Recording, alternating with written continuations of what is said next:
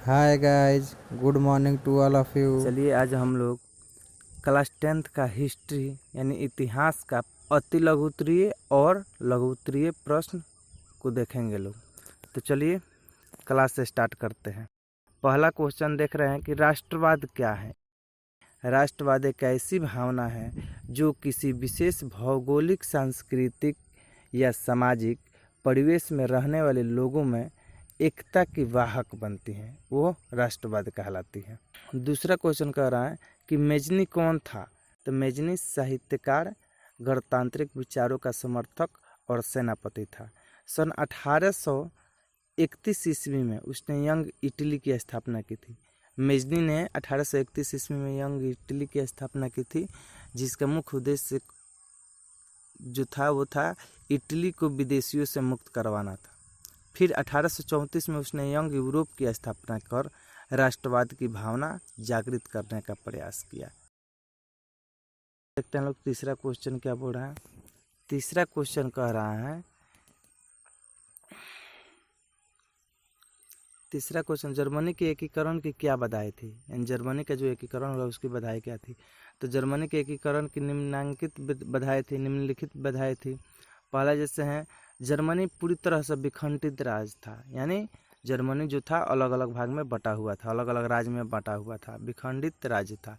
Germany के कुछ रियासतों पर ऑस्ट्रिया का अधिकार था।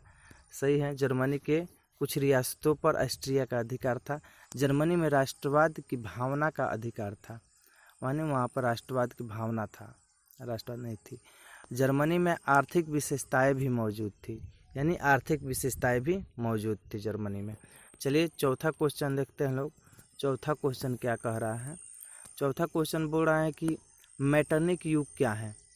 तो सन 1814 ईस्वी में नेपोलियन के पतन के बाद 1815 ईस्वी में वियना सम्मेलन के बाद नेपोलियन युग का अंत हुआ और एक नया युग की शुरुआत हुई, जिसे मेटरनिक युग कहा जाता है। लघु उत्तरीय प्रश्न।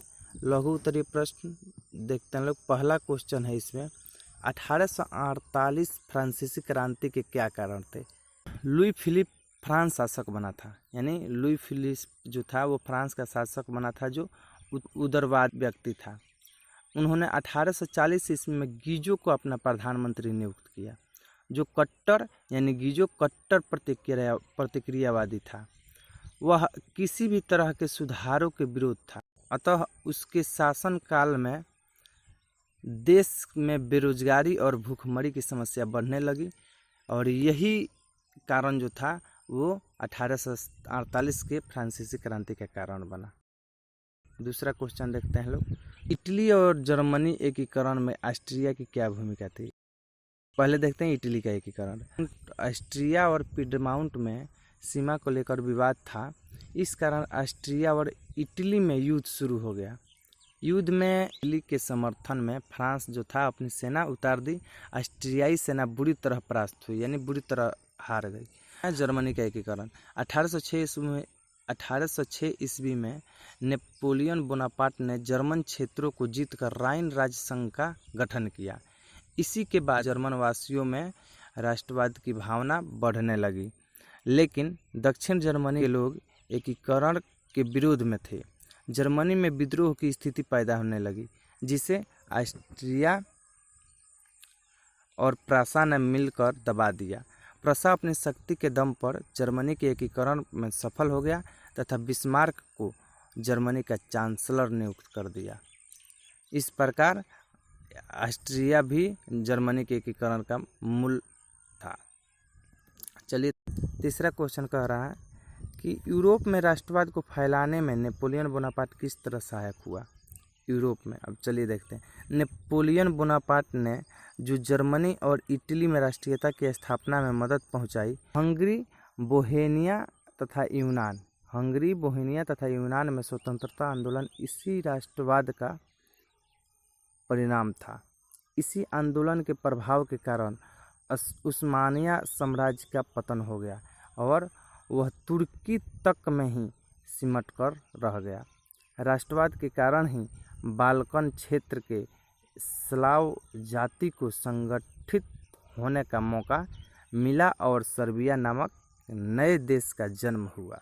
चौथा क्वेश्चन है गैरिबाल्डी के कार्यों की चर्चा करें। गैरिबाल्डी सशस्त्र क्रांति का समर्थक था।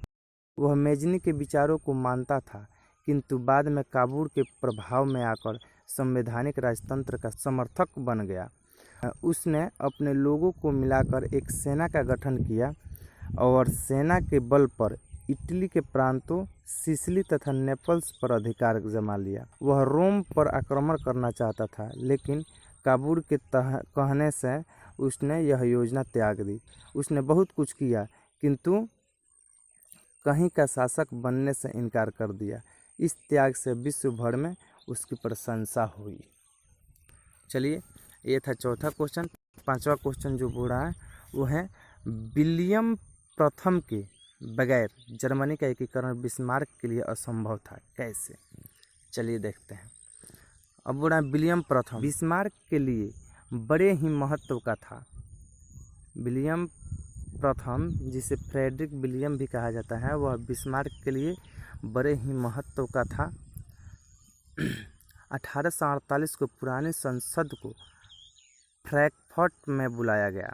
वहां यह निर्णय लिया गया कि फ्रेडरिक विलियम जर्मन राष्ट्र का नेतृत्व करेगा। इसी के नेतृत्व में समस्त जर्मन राज्यों को एकीकृत किया जाएगा, लेकिन विलियम ने इसको मानने से इनकार कर दिया। जब बिस्मार्क को जर्मनी का चांसलर नियुक्त कर दिया गया तो देश की एकता और शांति स्थापित करने से वह विलियम को आवश्यक मानने लगा, क्योंकि फ्रैंकफर्ट के निर्णय को वह भूला नहीं था। चलिए, तो ये था आज का इतिहास का अति लघुत्तरीय और लघुत्तरीय प्रश्न। नेक्स्ट क्लास में हम लोग देखेंगे दीर्घ उत्तरीय प्रश्न।